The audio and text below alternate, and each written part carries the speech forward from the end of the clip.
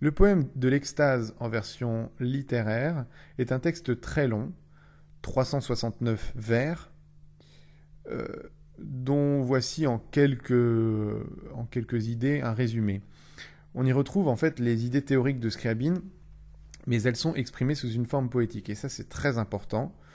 On ne retrouve pas les idées théoriques telles qu'on les trouve dans les carnets théoriques de Scriabine, mais transformées en idées poétiques. Du coup, on retrouve l'opposition thèse-antithèse, moi, non, moi. Du côté de l'esprit, on a le moi actif. Scriabine écrit l'esprit qui joue, l'esprit qui désire, l'esprit tout-puissant, créant tout en rêvant, ça donne aux délices de l'amour. L'esprit a donc vocation à s'élever toujours plus haut, mais il en est empêché par l'antithèse, le non-moi, qui est présenté ici comme un côté sombre, inquiétant. Attention, Scriabine, dans sa pensée, ne perçoit pas le non-moi comme une menace. Il ne le présente comme une menace que lorsque cette pensée est transformée en poème. Donc c'est seulement quand il donne une forme artistique, poétique à ses idées, qu'il transforme l'opposition moi-non-moi en une sorte de conflit. Donc voici comment il présente le non-moi.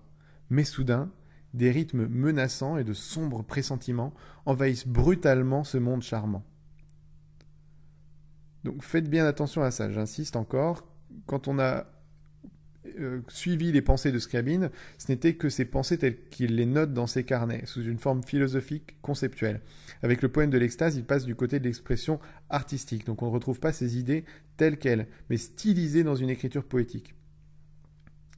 Du coup, le non-moi dans ces carnets, c'est ce qui limite le moi, c'est l'émanation du moi. Mais dans le poème, ça devient vraiment l'élément menaçant qui empêche le moi de s'élever. Mais oui, le non-moi limite le moi, donc il l'empêche de s'élever. Mais cette opposition conceptuelle thèse-antithèse dans les carnets devient dans le poème l'histoire d'un combat entre l'esprit et tout ce qui peut le contraindre dans ses aspirations à l'élévation. Donc l'esprit va prendre le parti de combattre. Ce combat, cette lutte, c'est l'image poétique du double mouvement centrifuge et centripète que nous avons vu tout à l'heure. Au fil de multiples péripéties, de multiples combats, d'où l'esprit va sortir victorieux, le moi se rapproche petit à petit de l'extase jusqu'à l'atteindre enfin. Le moi englobe le non-moi et tout ce qui était menaçant autrefois devient plaisir maintenant. Les morsures des panthères et des hyènes ne sont plus que caresses, et la morsure du serpent, un baiser brûlant. Tous ces éléments menaçants, les morsures des panthères, des hyènes, du serpent, sont les émanations du non-moi, puisque le non-moi est caractérisé poétiquement comme négatif.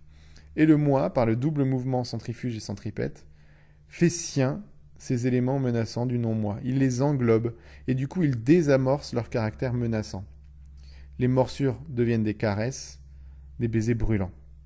Le moi a donc atteint l'extase, l'extrême conscience de lui-même. C'est alors que dans l'univers tout entier retentit l'écho de son cri de joie « Je suis ». Ce n'est que lorsqu'il met le point final à son poème littéraire que Scriabine s'attaque véritablement à la musique. Passons donc à la musique dans la prochaine vidéo.